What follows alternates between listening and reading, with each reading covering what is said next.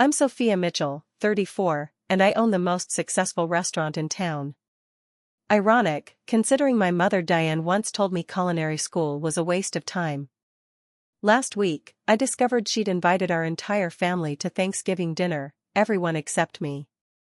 The pain was familiar, that same hollow feeling I've carried since the divorce when Mom built her new perfect family, leaving me behind. What she didn't know. The restaurant she chose for their celebration was mine. If you're wondering how that turned out, stick around.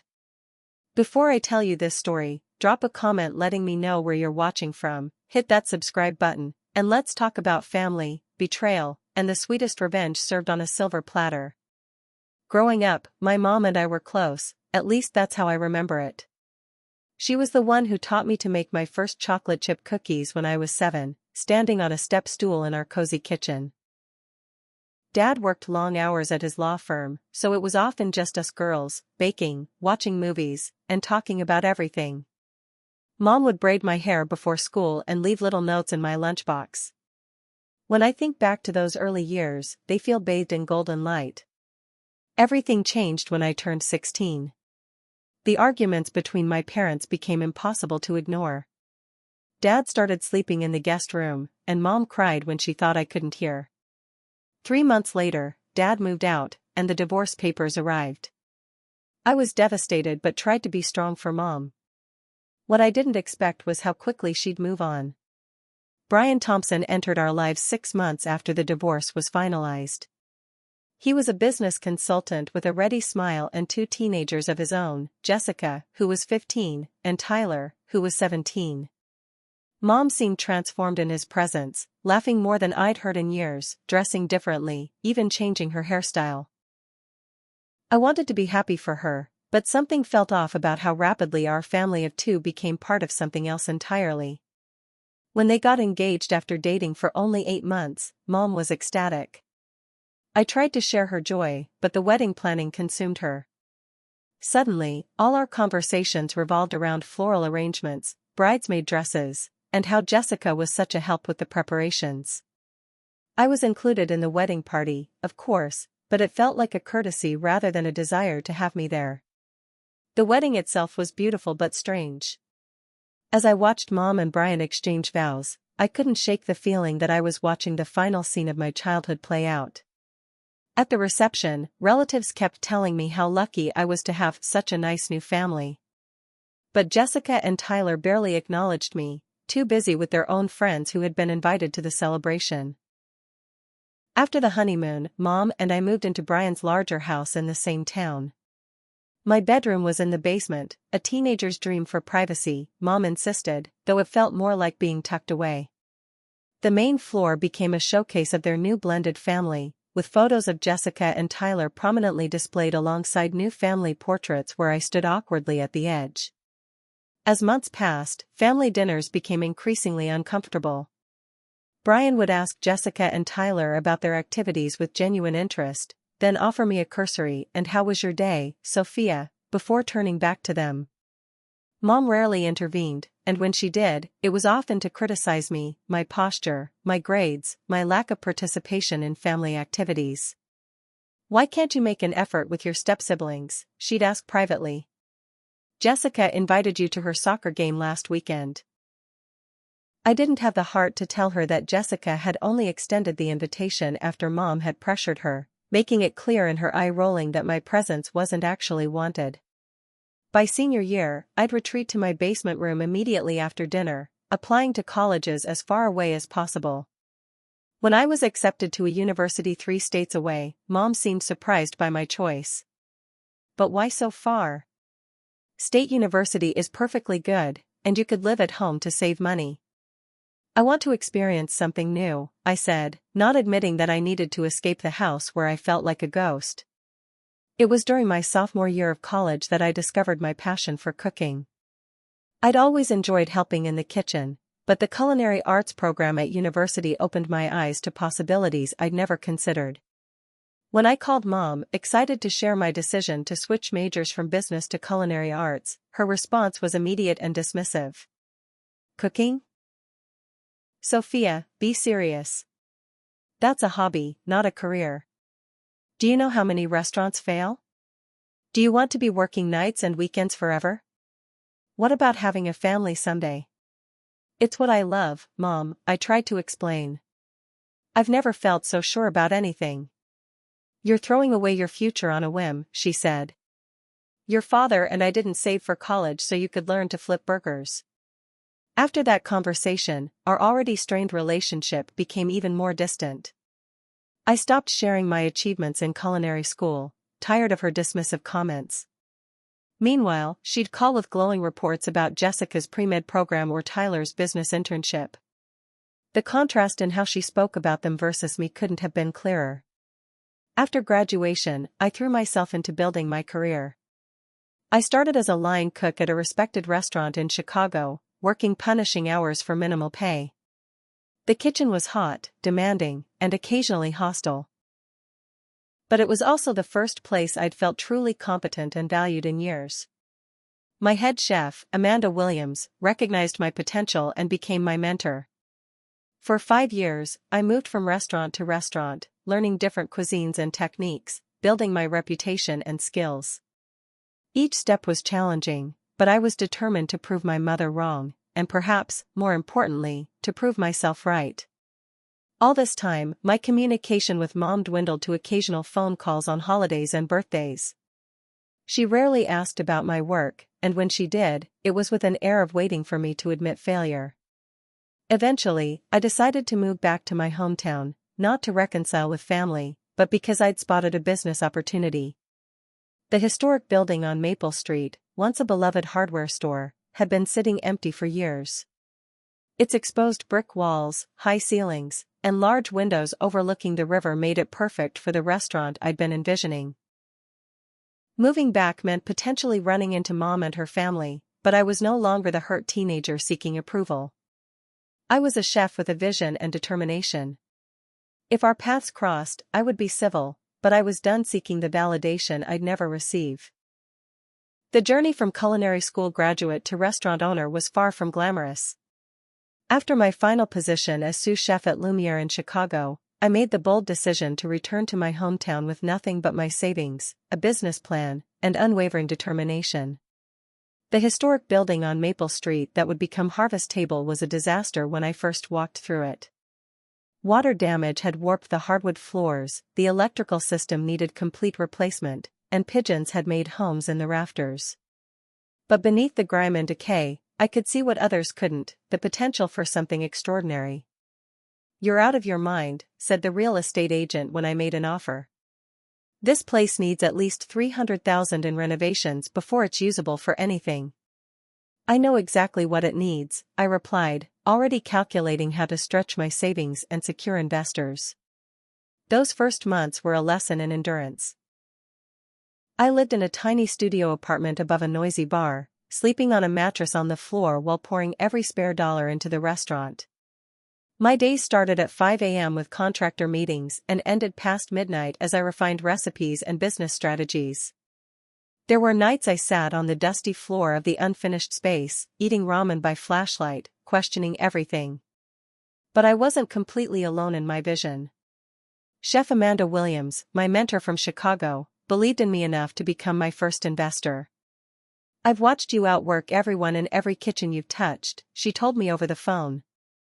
"If anyone can make this succeed, it's you, Sophia. I'm in for $50,000. With Amanda's investment and endorsement, other investors followed. I secured a small business loan with favorable terms, thanks to my detailed business plan and the growing interest in farm-to-table dining experiences. Every penny was accounted for, every decision scrutinized through the lens of necessity versus luxury. 6 months of backbreaking work later, Harvest Table opened its doors. The transformed space now featured warm lighting hanging from the original tin ceiling, reclaimed wood tables handcrafted by a local artisan, and an open kitchen where diners could watch their meals being prepared. The menu celebrated ingredients sourced from farms within a 30-mile radius, changing seasonally to showcase the best local produce. Opening night exceeded even my optimistic expectations. We were booked solid, and despite the inevitable first-night hiccups, the response was overwhelmingly positive.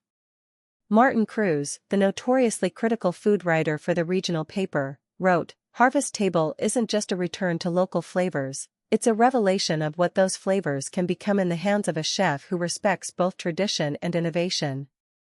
Mitchell's homecoming is this town's good fortune." That review was a turning point. Reservations became increasingly difficult to secure. Local celebrities requested private dining experiences. The mayor hosted a business dinner in our private room. 6 months after opening, we expanded our hours to include Sunday brunch, which consistently sold out 2 weeks in advance. As Harvest Table's reputation grew, so did recognition from further afield. Food and Wine included us in their Restaurants Worth the Drive feature. A popular cooking show filmed a segment in our kitchen. Social media influencers posted photos of our signature dishes: heritage pork with apple sage compote, hand-rolled pasta with foraged mushrooms, and the lavender honey cake that became our most requested dessert. Within 2 years, I was approached about cookbook deals and expansion opportunities. Harvest Table was not just profitable, it was a phenomenon, proving that excellence could thrive even in smaller markets when authenticity and quality led the way. But success came with its price. While Harvest Table flourished, my personal life withered.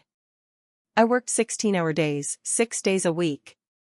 Romantic relationships ended before they truly began, unable to compete with the demands of the restaurant. Friends learned not to expect me at their gatherings. My apartment, though now a proper 1-bedroom in a nice building, remained sparsely furnished and impersonal, more a place to sleep than a home. "You need balance," Sophia, Nathan, my reliable restaurant manager, would remind me. "The restaurant won't fall apart if you take a real day off occasionally." But it wasn't just work addiction that kept me chained to Harvest Table. The restaurant had become my family, my identity, my validation. The respect I received there was the antithesis of what I'd experienced in my mother's home after the remarriage. In the kitchen, my voice mattered. My vision was valued. My presence was essential, not peripheral. During these busy years, I made a few attempts to reconnect with family, particularly around holidays. One Christmas, I closed the restaurant for the evening and attended dinner at Mom and Brian's house. The conversation revolved around Jessica's medical school applications and Tyler's promotion at his father's friend's company. When Mom finally asked about the restaurant, it was with the air of someone inquiring about a peculiar hobby. "So your little restaurant is still open? That's nice, dear. Is it making enough to pay the bills?"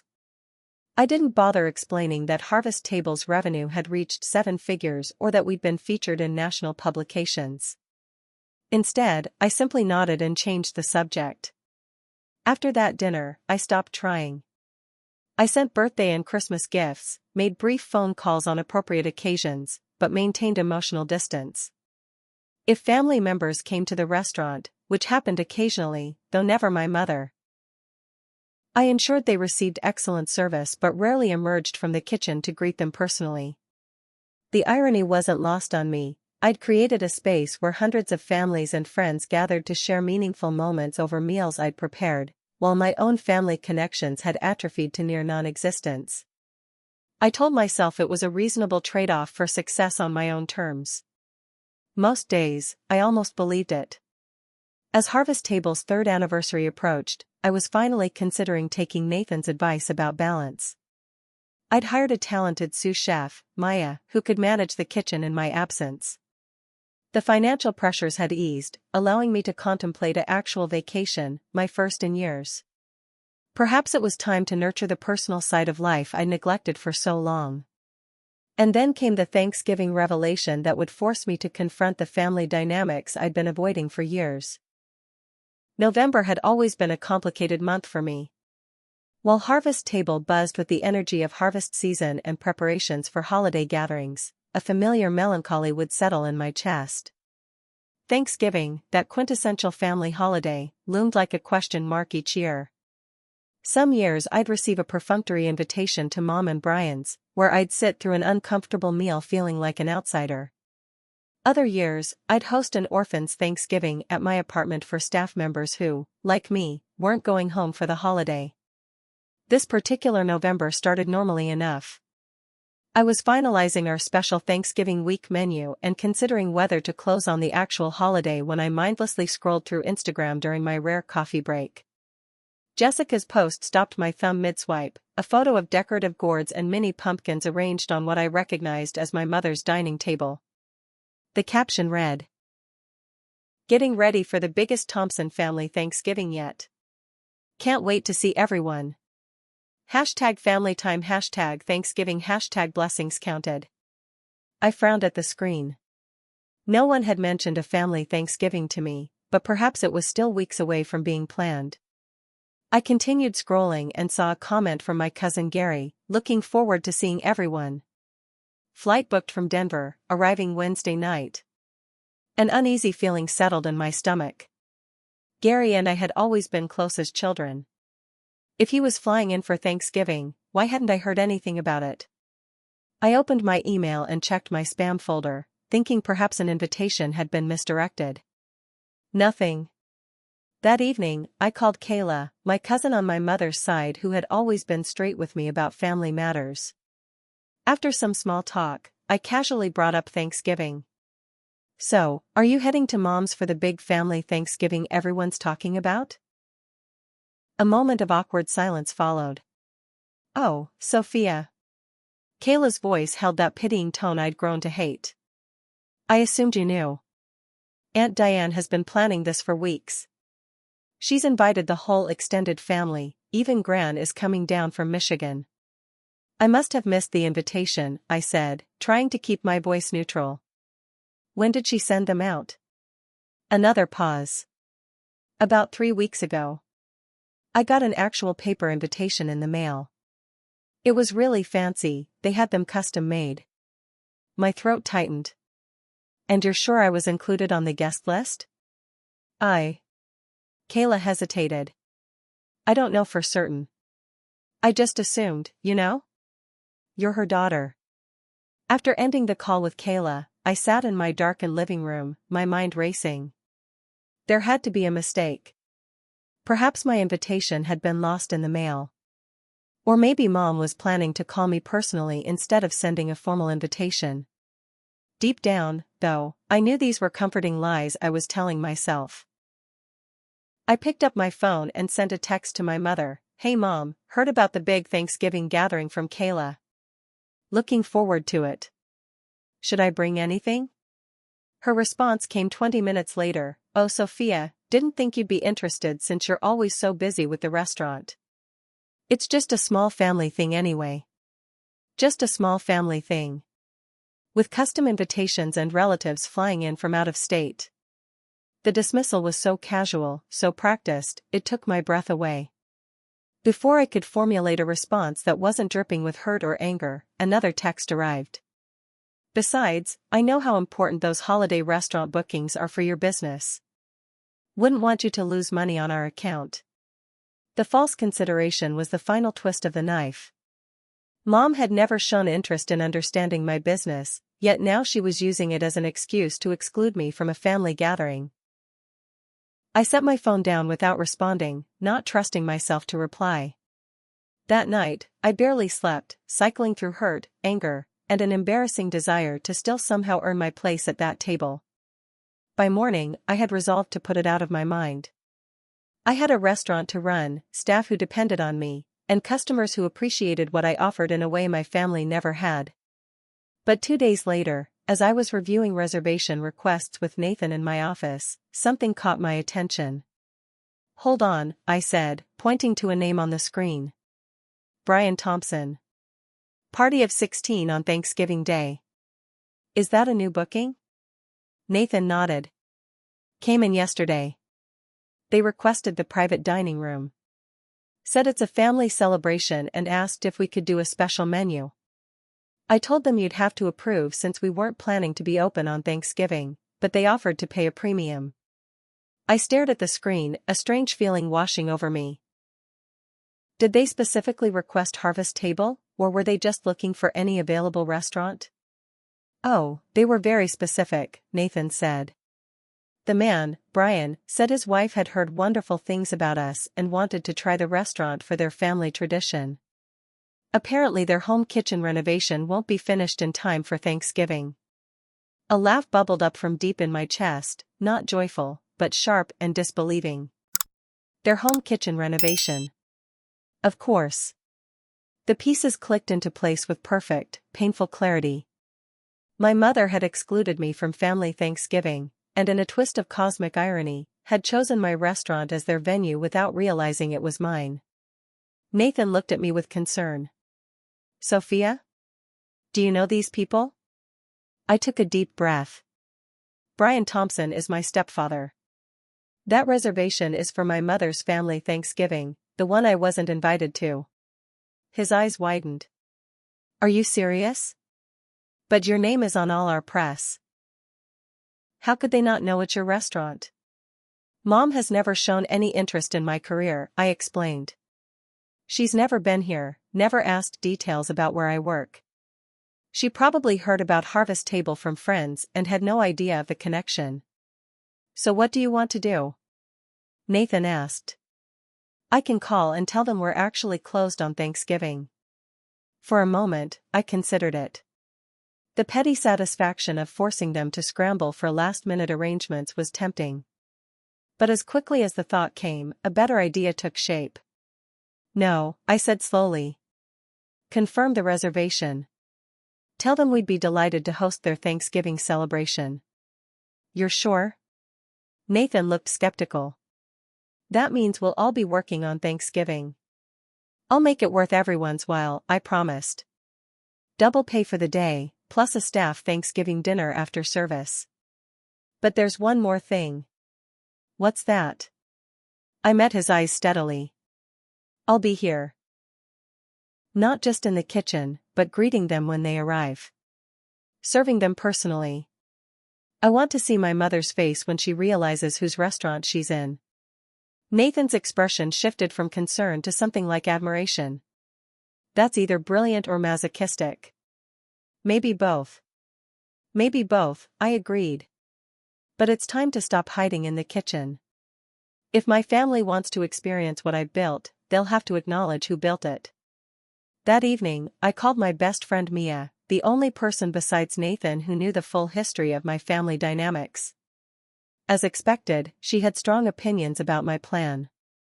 Are you sure you want to put yourself through that? She asked after I'd explained everything. It sounds like emotional torture. Maybe, I admitted. But I'm tired of being the family ghost, Mia. I'm tired of my mother pretending my success doesn't exist while praising Jessica for every minor achievement. If they want to enjoy my food and my restaurant, they can look me in the eye while doing it. And what's your best-case scenario here? That your mom has some grand epiphany and suddenly becomes the supportive parent you deserved all along? Her question gave me pause. No, I finally said. I'm not that naive. Best case? They realize I built something remarkable despite their lack of support. They see me, really see me, maybe for the first time in years. I'm not expecting a Hallmark movie ending. I just want to stop feeling invisible. And worst case? Mia pressed. Worst case is what's already happened. They've excluded me, dismissed me, and demonstrated that I'm an afterthought in their lives. How much worse could it get? Mia sighed. Okay. If you're determined to do this, I'm with you. Do you want me there for moral support? I make an excellent intimidating best friend. I smiled, grateful for her loyalty. Thanks, but no. This is something I need to handle myself. But keep your phone handy, I might need to vent afterward. Over the next 2 weeks, I channeled my nervous energy into preparing for Thanksgiving Day. I developed a special menu that showcased my best dishes while still honoring traditional Thanksgiving elements. I selected wines that would complement each course perfectly. I planned seating arrangements based on what I knew of the family dynamics, ensuring my mother and Brian would be seated where I could easily observe them throughout the meal. The staff, once they understood the situation, became fiercely protective. Line cooks offered to come in early to prep. Servers volunteered for the shift despite the holiday. Even our temperamental pastry chef, Luis, promised a dessert spread that would make them regret every birthday cake they didn't invite you to share. As Thanksgiving approached, I vacillated between determination and dread. Some mornings I woke certain that confronting my family was the right choice. Other days I considered calling the whole thing off. But beneath the anxiety was a quiet resolve. After years of allowing myself to be sidelined, I was finally claiming my place, not at their table, but at my own. The week before Thanksgiving arrived with a flurry of activity at Harvest Table. While most restaurants were preparing for the holiday closure, we were deep in special preparations. I had personally designed a menu that balanced traditional Thanksgiving expectations with the elevated farm-to-table approach that had made my restaurant famous. Each dish contained subtle nods to family recipes: cornbread stuffing with the sage-heavy profile my grandmother had favored, cranberry sauce with orange zest like my Aunt Carol always made, and a sweet potato casserole that improved upon Brian's annual contribution.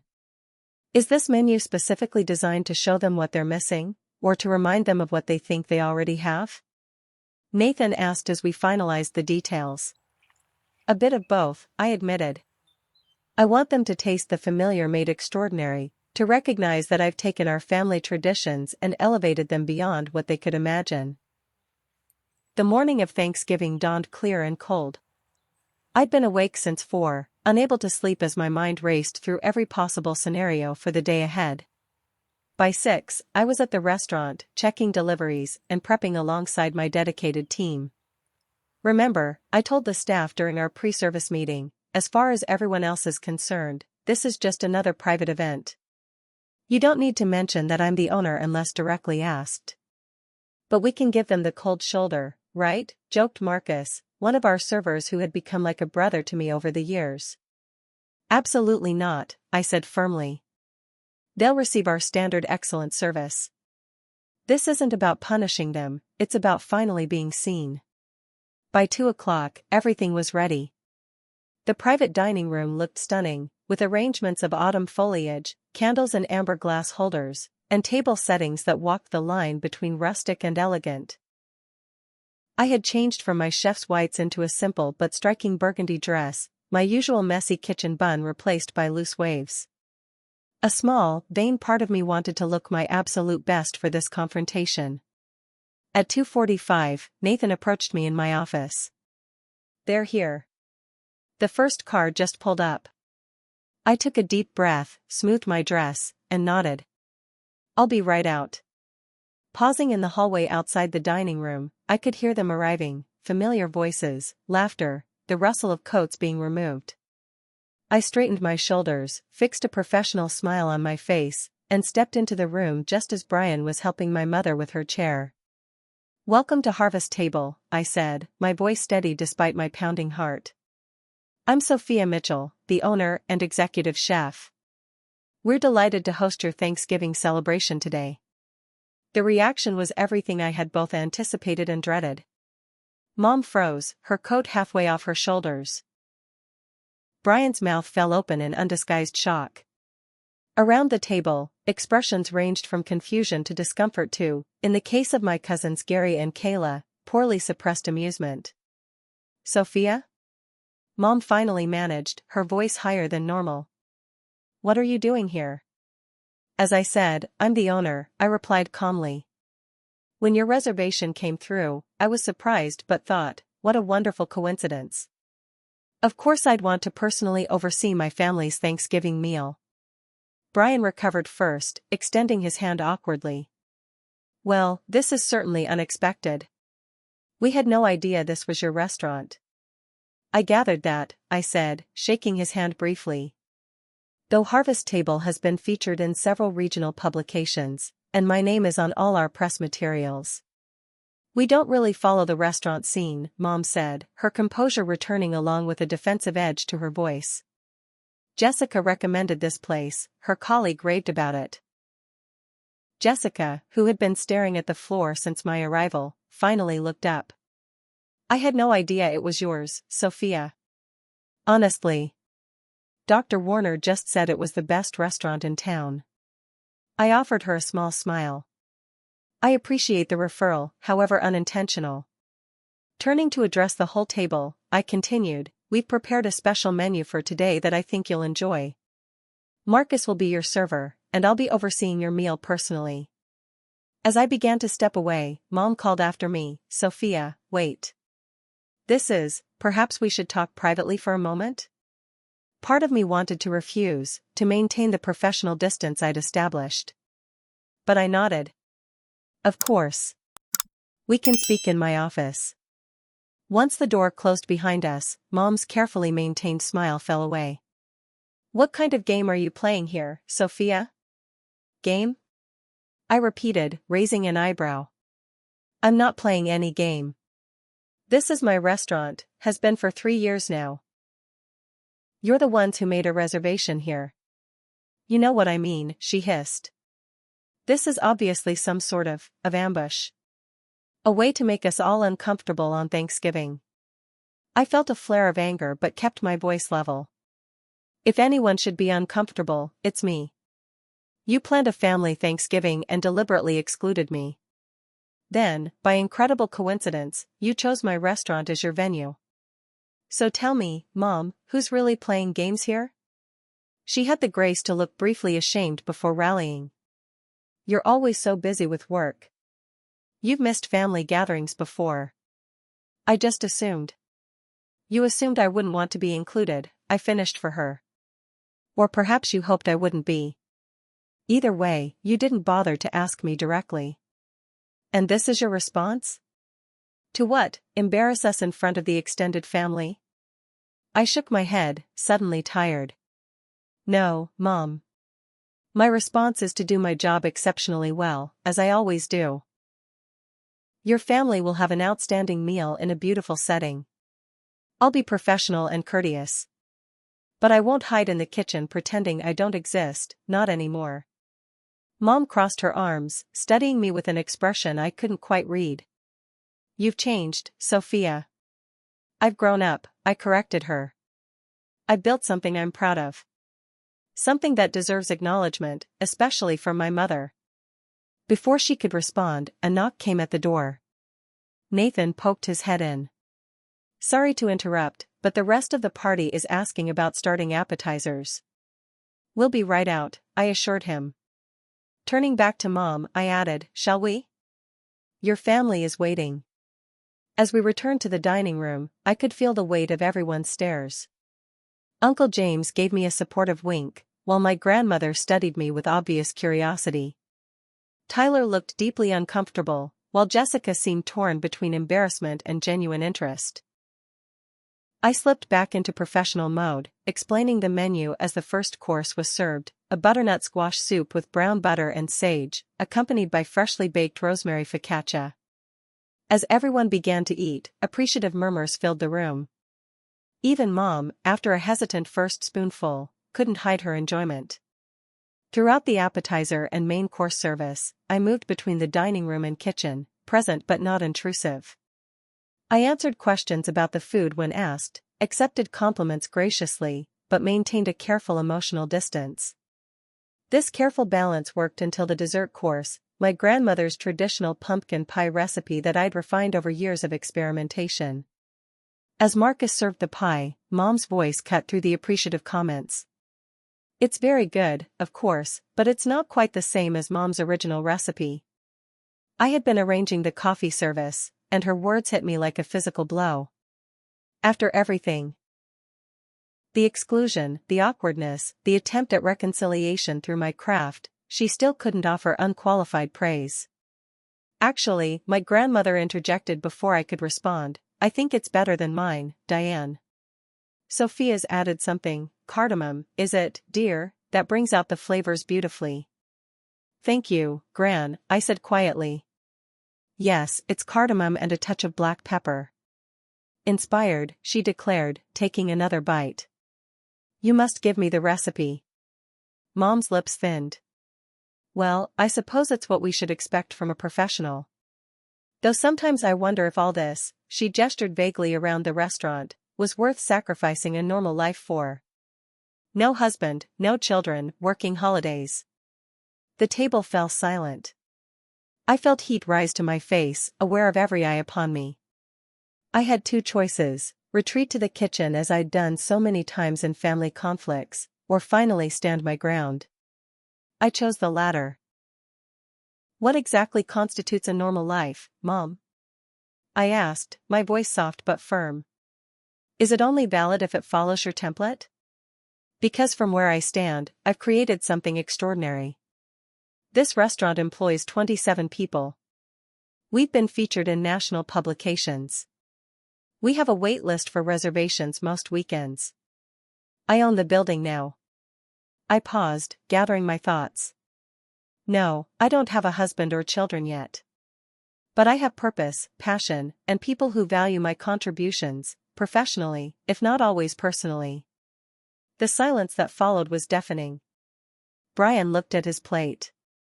Jessica and Tyler exchanged uncomfortable glances. My extended family seemed frozen, forks suspended midway to mouths. "I think what your mother means," Brian finally offered, "is that she worries about you being alone." "I'm not alone," I said simply. "I built my own family here. People who show up for me, support my vision, and celebrate my successes instead of diminishing them." I took a deep breath. "I would have loved to be included in today's family gathering, not as the chef, but as your daughter, your sister, your niece, your granddaughter. The fact that I wasn't invited speaks volumes about where I stand in this family." With that, I excused myself, retreating to my office where I could compose myself in private. I didn't slam the door or storm out dramatically. I simply removed myself with dignity, the way I'd learned to do years ago when family dynamics became too painful to navigate. Alone in my office, I let a few tears fall, but refused to break down completely. Today had gone almost exactly as I'd expected. Why, then, did it still hurt so much? I was no longer the insecure teenager desperate for my mother's approval. I was a successful business owner, respected in my field. Yet her dismissal still had the power to wound me deeply. A gentle knock interrupted my thoughts. I quickly wiped my eyes, expecting Nathan or one of the servers with an update on the family gathering. Instead, when I opened the door, I found Jessica standing awkwardly in the hallway. "Can we talk?" she asked, her voice uncharacteristically hesitant. I hesitated for a moment before stepping aside to let Jessica enter my office. We'd never been close, our relationship existing in that awkward space between strangers and family, maintained through obligation rather than genuine connection. "This is impressive," she said, glancing around at the framed reviews and awards on my walls. "I had no idea you'd achieved all this. Would it have mattered if you had known?" I asked, not unkindly, but with genuine curiosity. Jessica had the grace to look embarrassed. "I deserve that. I've never made much effort with you, have I?" I gestured for her to sit in one of the chairs facing my desk. We were teenagers thrown together by circumstance. Neither of us handled it perfectly. "Still," she said, settling into the chair, "I could have been kinder. Especially once we were adults." I sat down across from her, unsure where this conversation was heading.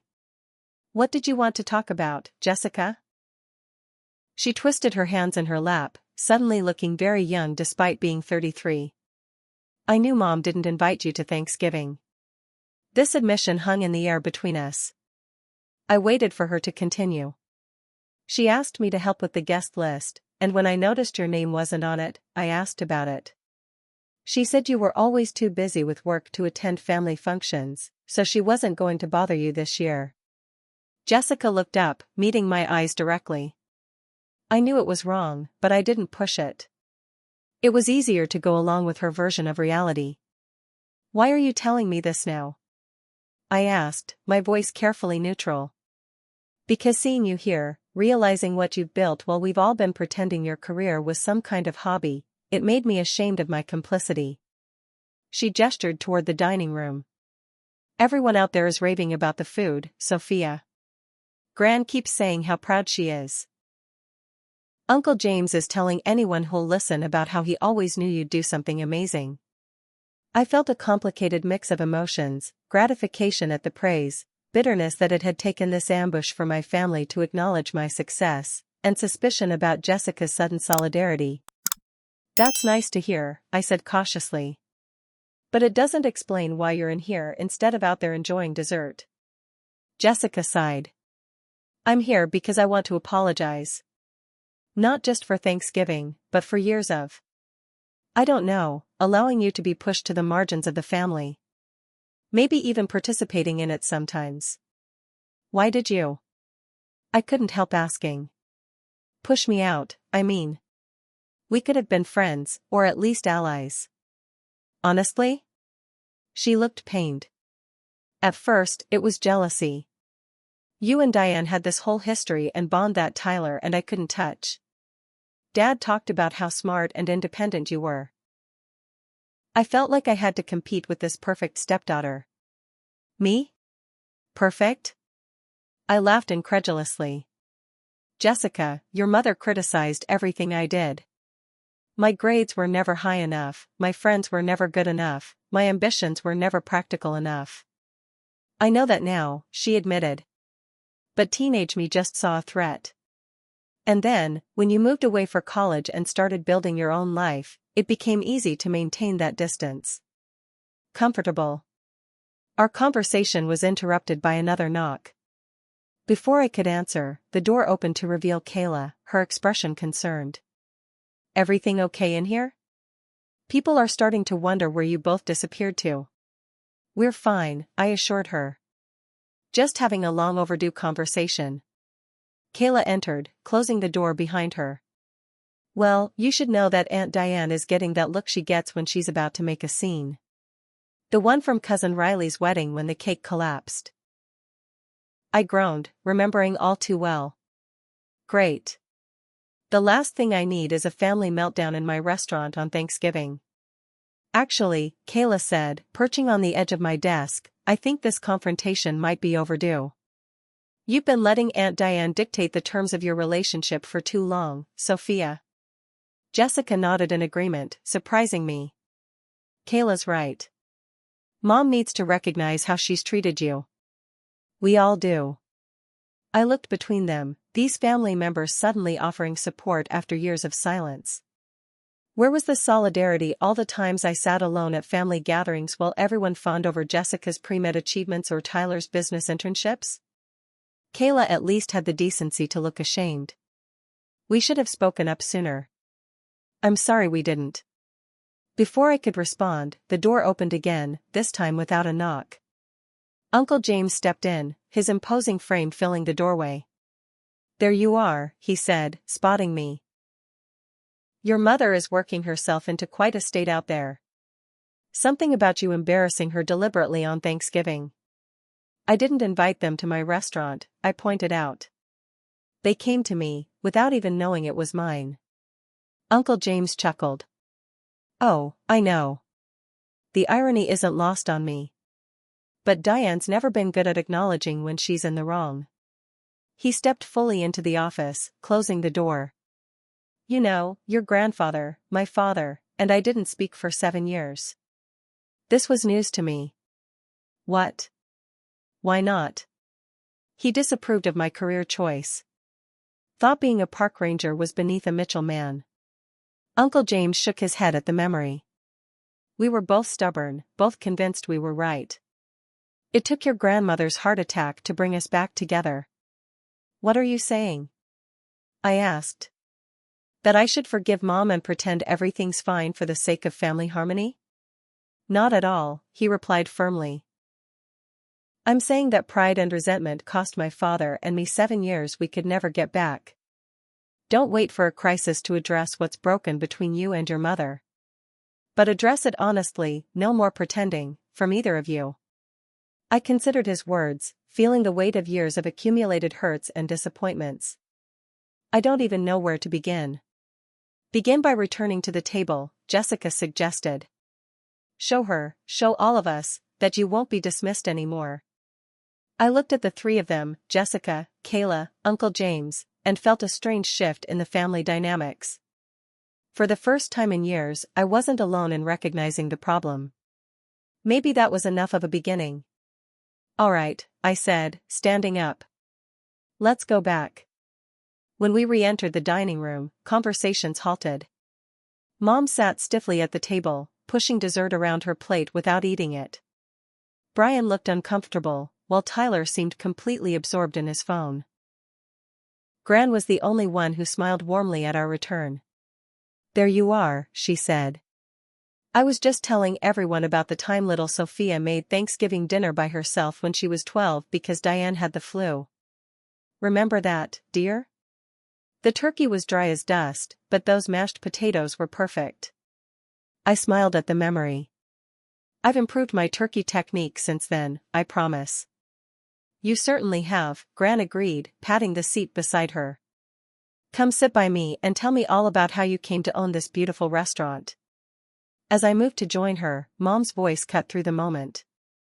I don't understand why you didn't tell us this was your restaurant, Sophia. Why the secrecy?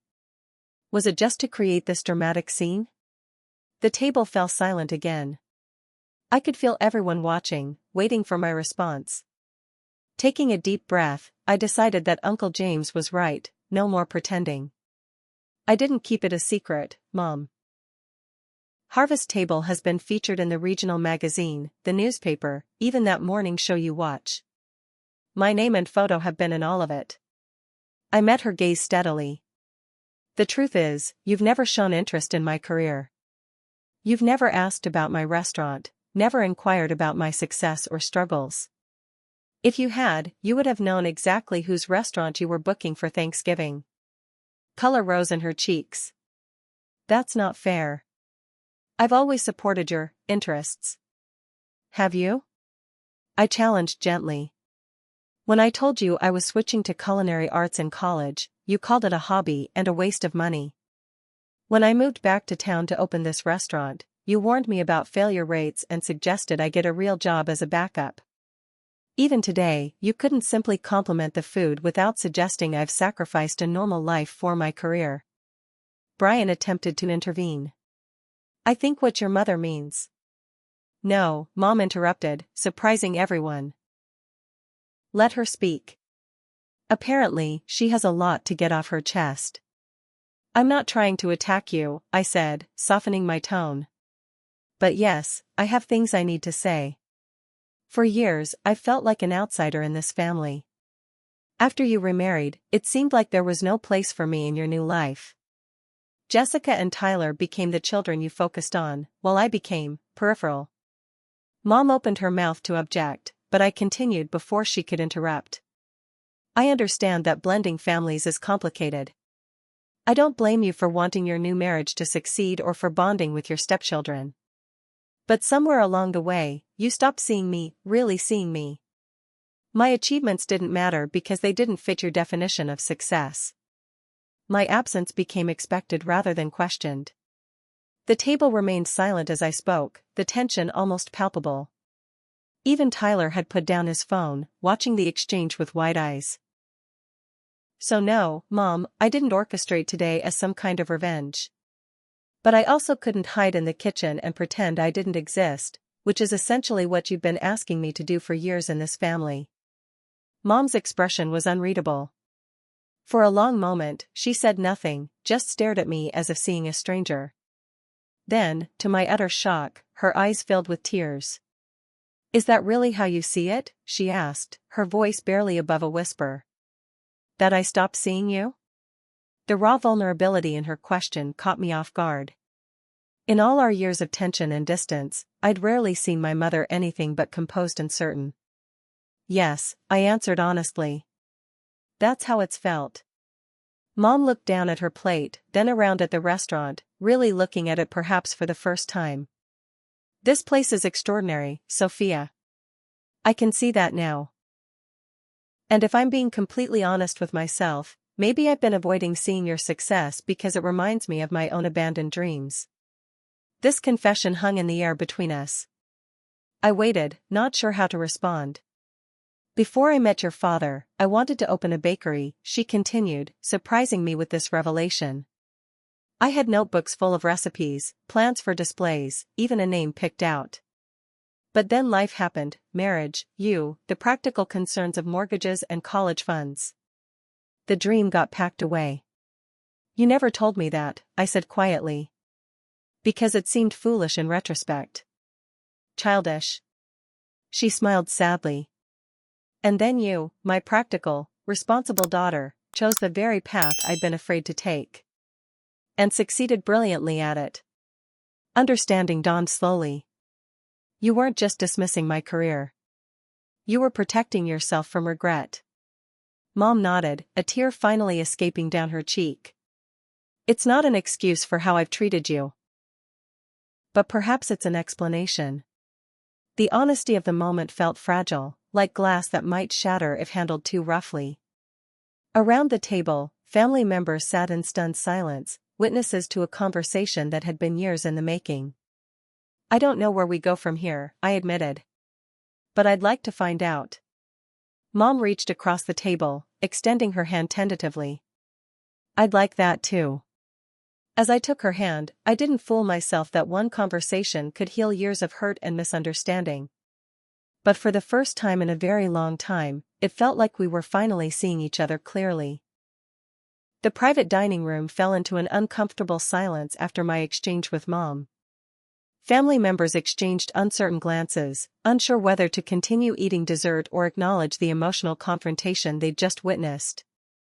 My grandmother, bless her, broke the tension by loudly asking for more coffee, sending Marcus scurrying to the kitchen for a fresh pot.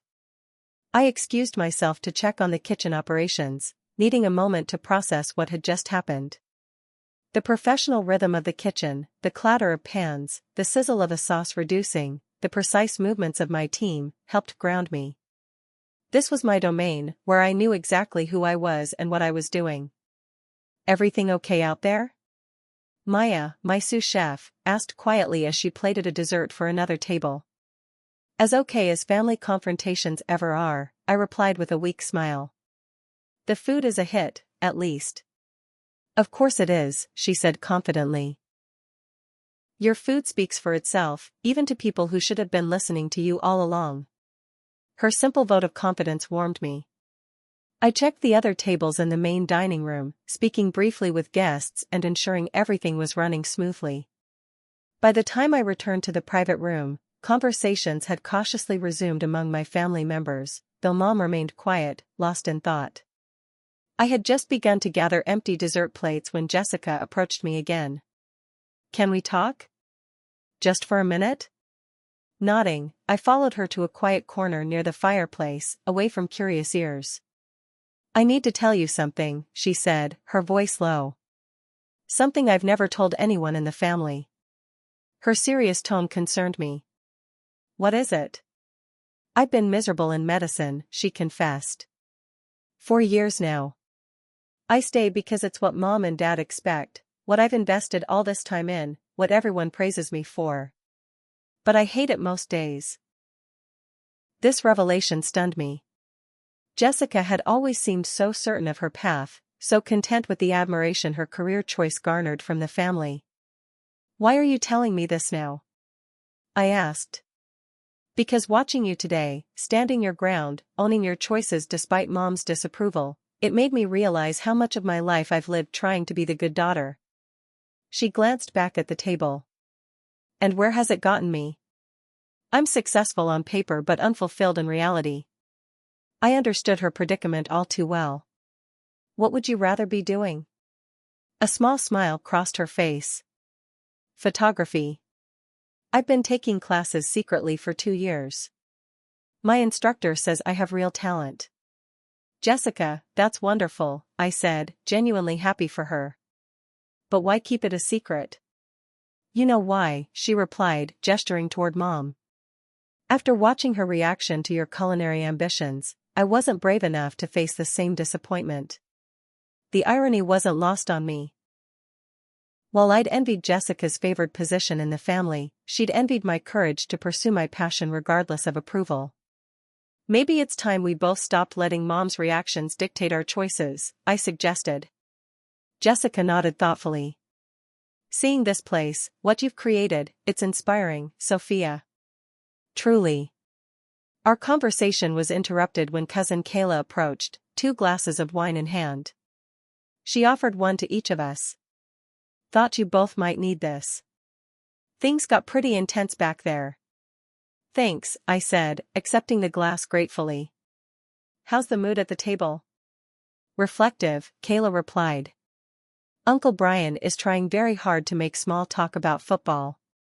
Tyler is actually engaging instead of staring at his phone, which might be a Thanksgiving miracle. And Aunt Diane? She hesitated. Mom looks like she's seen a ghost, Jessica finished for her. Or maybe like she is the ghost. She's talking to Gran right now, Kayla added. Very quietly, but I'm pretty sure I heard your name mentioned several times, Sophia. I wasn't sure whether to find this concerning or hopeful. My relationship with my mother had been complicated for so long that the possibility of genuine change seemed almost impossible to imagine. As the 3 of us rejoined the table, Uncle James caught my eye and gave me an encouraging nod. The conversation flowed more naturally now, with family members making deliberate efforts to include me in ways they hadn't before. They asked questions about the restaurant, about my culinary training, about the challenges of business ownership, questions that should have been asked years ago. Did you design the space yourself? My cousin Gary asked, gesturing around the dining room. It's gorgeous. I had a vision, I explained, but worked with a local designer to execute it. The original brick walls and timber beams were here, but everything else we created to balance rustic warmth with contemporary elegance. It's perfect, he said admiringly. No wonder people rave about this place. As coffee service concluded and the meal wound down, family members began gathering their belongings, preparing to leave. Mom remained seated, seemingly reluctant to depart. When Brian gently suggested they should head home, she shook her head. You go ahead with everyone else, she told him. I'd like to speak with Sophia privately, if she's willing. All eyes turned to me, waiting for my response. Part of me wanted to decline, to protect myself from further hurt. But I remembered Uncle James's words about lost time and nodded. Of course. We can use my office. As the family filed out with warm goodbyes and promises to stay in touch that felt more sincere than usual, Mom and I made our way back to my office. The space felt different now. Less a refuge from family tension and more a neutral ground for potential reconciliation. Mom took in the framed reviews, the industry awards, the photographs of me with renowned chefs. I should have come here sooner, she said quietly. I should have seen all of this before today. Yes, you should have, I agreed, not unkindly but honestly. The question is why you didn't.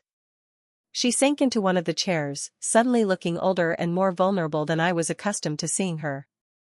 Pride, I suppose. Stubbornness.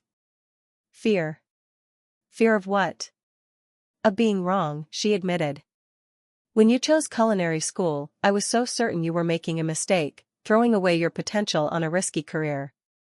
I convinced myself I was protecting you by discouraging you. She gestured around the office. But you succeeded despite my lack of faith. And acknowledging that meant acknowledging that I might have been wrong about other things too.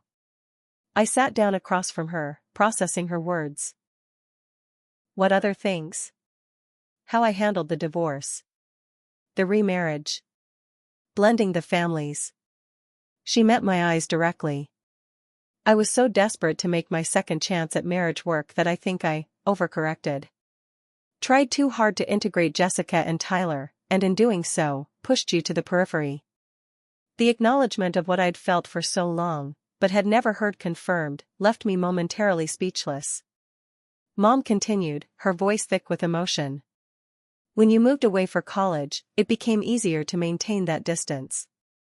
To tell myself you were independent and didn't need me as much.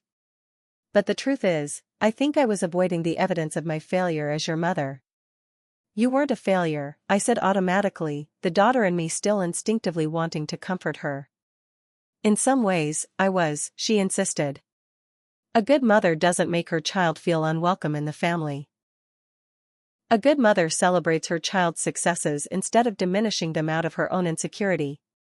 She reached into her purse and pulled out a small, worn photograph, handing it to me. I recognized it immediately, Mom and me in the kitchen when I was about 8, both of us covered in flour, laughing as we attempted to make bread from scratch. "I carry this with me," she said softly. "To remember when things were simpler between us. When I was the mother you deserved." The photo blurred as my eyes filled with tears. I reached into my desk drawer and withdrew a framed photograph of my own, the same image, preserved behind glass, that had traveled with me through culinary school, through each kitchen I'd worked in, to this office. Mom stared at the matched photographs, then broke down completely. "Oh, Sophia." For the first time in many years, I moved to embrace my mother without hesitation or awkwardness. We held each other, both crying for what had been lost and what might still be salvaged. "I can't undo the past," Mom said when we finally separated. "I can't reclaim the years when I should have been there for you, should have supported your dreams, should have made sure you knew you were still essential to this family." "No," I agreed. "We can't change what's happened. But perhaps," she ventured cautiously, "we could try to build something new. Something better?" I considered her question seriously, not wanting to make promises I couldn't keep or set expectations that would lead to more disappointment. "I think we could try," I said finally. Slowly. With honesty. "That's all I can ask for," she said, wiping away tears. "A chance to try." As Mom prepared to leave, collecting her coat and purse, she paused at the office door. "Your restaurant is extraordinary, Sophia. Not just the food or the space, but what it represents, your vision, your perseverance, your talent. I'm sorry it took me so long to see it. To really see you." After she left, I remained in my office, emotionally drained but somehow lighter than I'd felt in years. There was a gentle knock, and Nathan poked his head in. "Everything okay, boss?" That was quite a Thanksgiving drama. I smiled weakly. "I think so. Or at least, it might be, eventually. The staff wanted me to tell you we're proud of you," he said.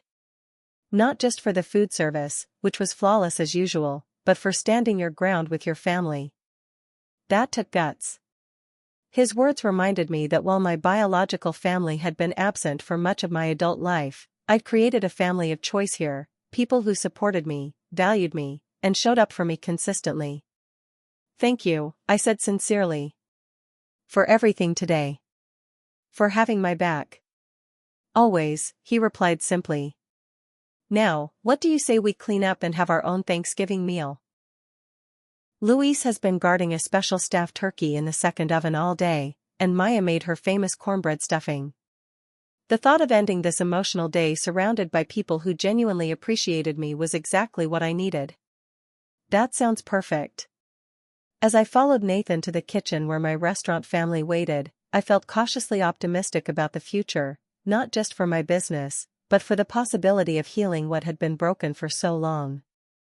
The path forward wouldn't be simple or straight, but for the first time in years, it felt like there was a path at all. 1 month after the Thanksgiving confrontation, I found myself sitting in Dr. Bailey's office for my regular therapy session.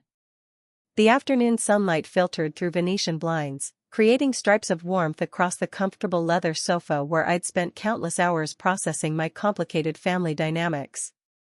"So," Dr. Bailey said, reviewing her notes, "it's been 4 weeks since the Thanksgiving event at your restaurant. How are you feeling about it now, with some distance?" I considered her question carefully. Less raw, I decided. That day was like lancing a wound, painful in the moment, but necessary for healing to begin. "And has healing begun?" she asked. "I think so. Mom and I have had coffee twice since then. The conversations weren't always easy, but they were honest in a way we haven't been with each other in years." Dr. Bailey nodded encouragingly. "What did you talk about?" "The first time, mostly about the past." Her acknowledging the ways she'd pushed me aside after remarrying, me explaining how that had affected me. The second time was more forward-looking. She asked about the restaurant, really asked, with genuine interest. I smiled at the memory. She even requested a tour of the kitchen. That sounds like significant progress, Dr. Bailey observed. How did it feel to show her your professional domain? Validating, I admitted. Watching her take in everything I built, seeing the respect in her eyes, it was something I'd wanted for so long without fully acknowledging it to myself. We all seek validation from our parents, even as adults, Dr. Bailey said. It's natural to want them to see and appreciate who we've become. I nodded, thinking about how much of my drive for success had been fueled by a desire to prove my mother wrong, to show her that my choices were valid despite her disapproval. The irony wasn't lost on me that in seeking to escape her influence, I'd allowed it to shape my life in profound ways. Jessica's been texting me, I mentioned, changing the subject slightly. She finally told Mom and Brian that she wants to leave medicine and pursue photography. How did they react? Better than she expected. Mom was surprised but not angry. I think our Thanksgiving confrontation made her reevaluate how her expectations affect her children. She asked to see Jessica's portfolio, which was a huge step. Dr. Bailey smiled. Sometimes one person's willingness to speak their truth creates space for others to do the same. I hadn't thought of it that way, I reflected. But you're right. There's been a shift in the family dynamic since Thanksgiving, like everyone's breathing a little easier without the weight of unspoken tensions. And the holidays are approaching, Dr. Bailey noted. Do you have plans for Christmas? I'd been anticipating this question.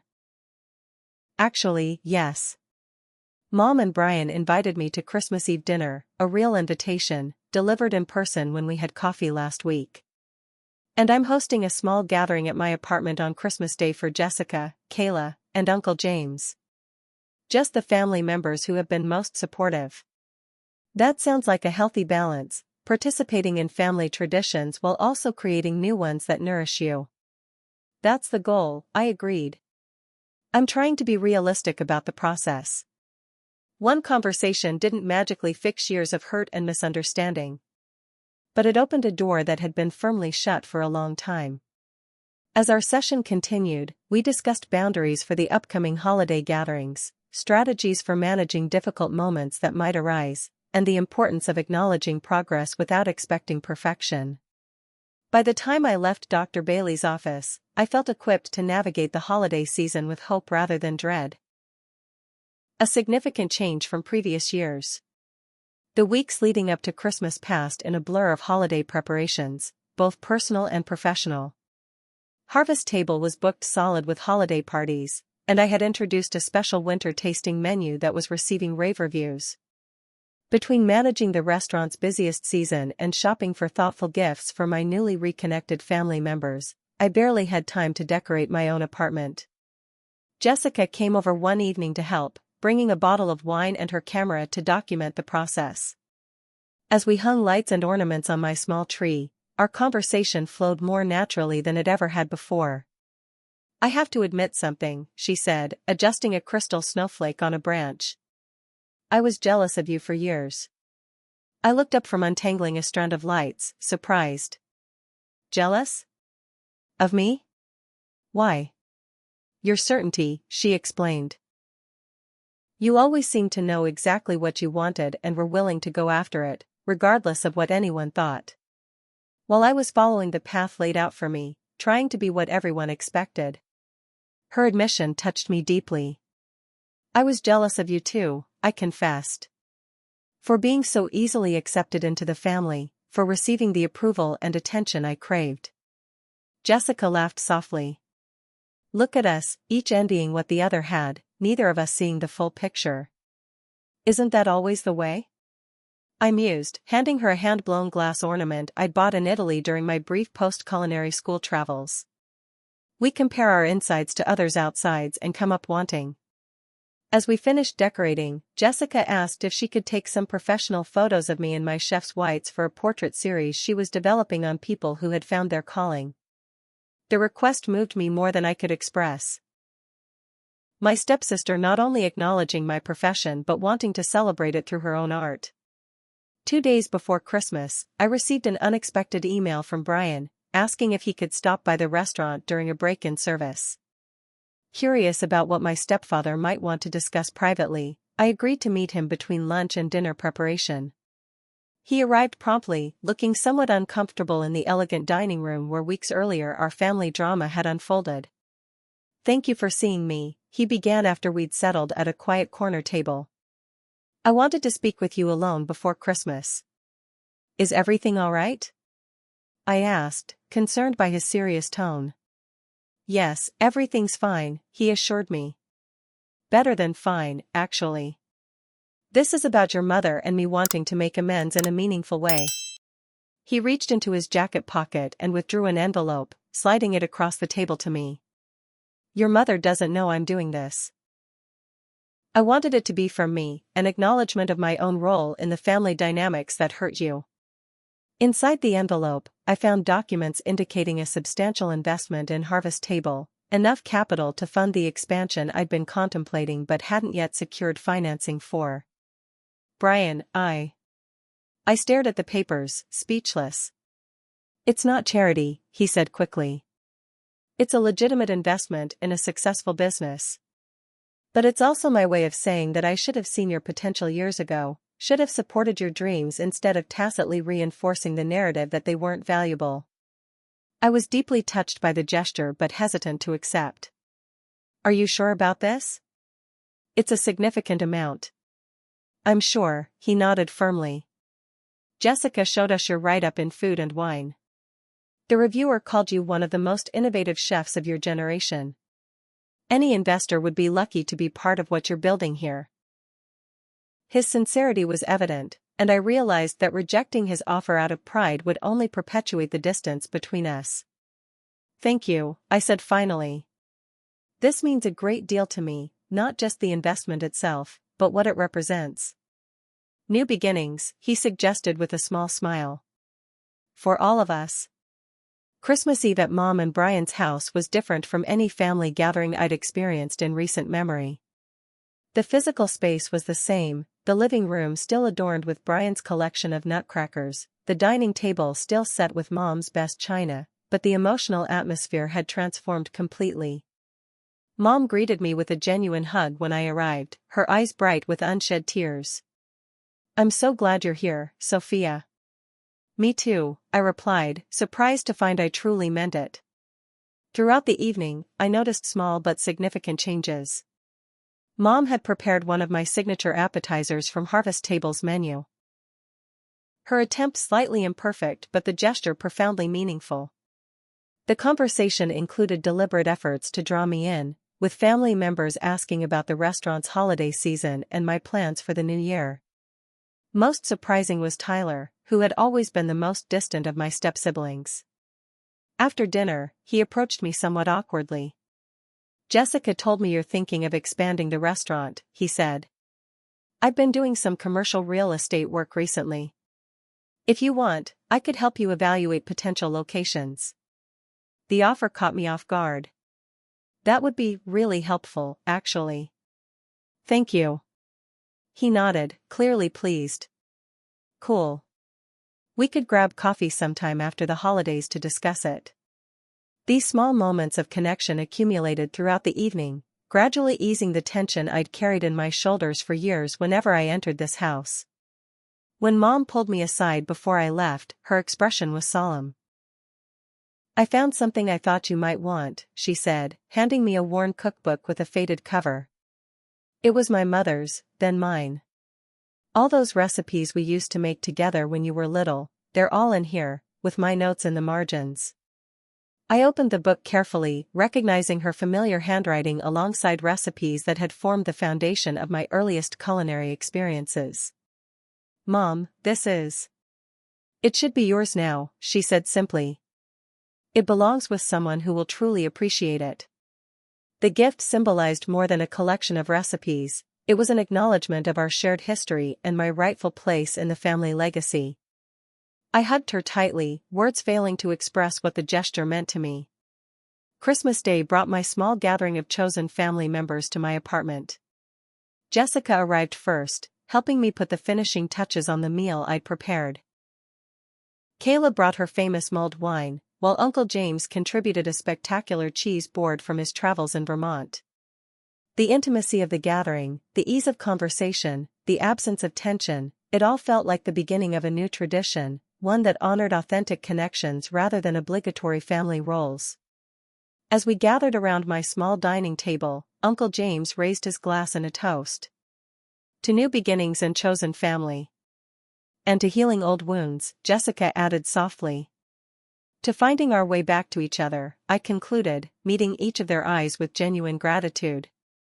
The week between Christmas and New Year's brought another significant development. After consulting with Nathan and Maya, I decided to implement a new tradition at Harvest Table. An annual industry family Thanksgiving dinner, offered free of charge to restaurant workers in the area who, like me, had often found themselves working holidays or disconnected from traditional family gatherings. We'll open for a special service from 2 to 5, I explained to the staff during our planning meeting. Limited reservations, simple but excellent food, a place for our industry colleagues to feel valued and celebrated. I love this idea, Nathan said enthusiastically. Creating the kind of holiday gathering you wished you'd had all those years. His observation gave me pause. He was right, in many ways, I was building the sense of belonging I'd longed for but hadn't found in my own family. But rather than dwelling on past pain, I was transforming it into something positive, something that might help others feel less alone. As December drew to a close, I found myself standing in Harvest Table's kitchen late one evening after service, preparing a simple pasta dish just for myself, a rare moment of cooking purely for pleasure rather than profession. The restaurant was quiet, the staff gone home, just the familiar hum of refrigerators and the occasional settling creak of the old building to keep me company. I thought about the year ending and the one about to begin, about the unexpected turns my life had taken. The Thanksgiving confrontation that had seemed so daunting had ultimately become a catalyst for healing and growth, not just for me, but for my entire family. My phone chimed with a text message from Mom, just wanted to say goodnight and that I'm looking forward to our lunch next week. Love you. 3 months ago, such a casual, affectionate message would have been unimaginable. Now it felt like a small but significant thread in the new fabric we were carefully weaving between us.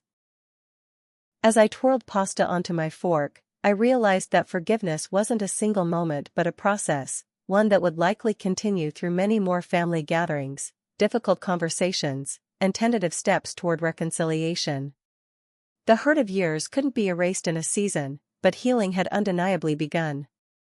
I also understood more clearly now that my worth had never been dependent on my mother's approval or my family's acknowledgement. I had built something remarkable through my own vision and determination. The validation I'd finally received was gratifying, but it wasn't the foundation of my success or my happiness. The true victory wasn't in forcing my family to see me, but in finally seeing myself clearly, as someone worthy of respect and belonging regardless of external validation. Standing in my kitchen, surrounded by the business I'd built through determination and talent, I felt a profound sense of peace. Whatever happened with my family going forward. Whether our healing continued or encountered setbacks, I had created a life that fulfilled me, relationships that sustained me, and work that inspired me. My phone buzzed again with another text, this time from Jessica. Just finalized my photography website. You were my first featured subject. Link in bio. Thank you for inspiring me to follow my passion. I smiled, thinking how our parallel journeys of finding authenticity had unexpectedly brought us closer than years of forced family gatherings ever had. Sometimes the most meaningful connections form not from obligation but from mutual respect and understanding. As the new year approached, I made no grand resolutions or dramatic promises to myself. Instead, I committed to small, sustainable steps, continuing therapy with Dr. Bailey, maintaining honest communication with my mother, nurturing the newfound connections with Jessica and other supportive family members, and creating space in my life for both professional success and personal fulfillment. The story of my family wasn't finished. It was still being written, page by page, conversation by conversation. But for the first time in years, I felt like an active participant in that story rather than a character relegated to the margins. And that, perhaps, was the most meaningful outcome of all.